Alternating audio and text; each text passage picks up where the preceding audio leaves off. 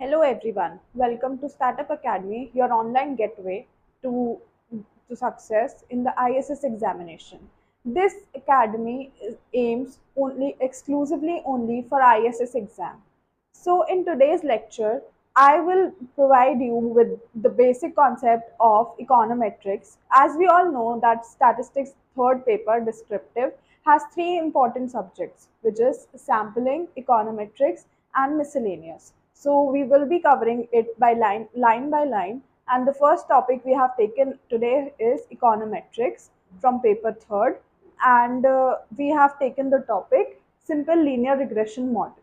So what is simple linear regression model? Simple linear regression model is nothing but every word has its meaning. Simple means that the independent variable should be only one. Linear means that power of yi is equals to 1. Regression means that there should be error and we have to minimize error. And model, as you can see, the model is given by yi is equals to beta naught plus beta 1 xi plus epsilon I, where epsilon I is error, xi is independent variable, beta 1 is slope, beta naught is intercept, and yi is dependent variable.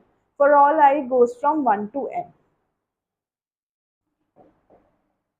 Now, before moving on for the derivation of this model, we will first know what are the assumptions that we have to make for this model to exist.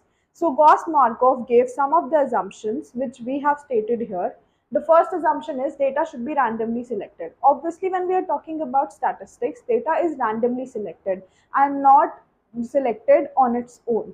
That is, if it would have been the case, then it would have been the deterministic model and not statistical model. So here data is randomly selected. Second one is linearity.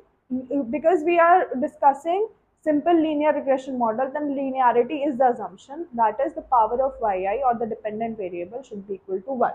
Then the third one is estimation of epsilon I, that is errors, should always be equal to 0, and variance of the error is a constant value which we have taken as sigma square, which this property is also known as homoscedasticity. And the fifth property is covariance of epsilon I and j is equals to 0 for all I not equals to j goes from 1 to n.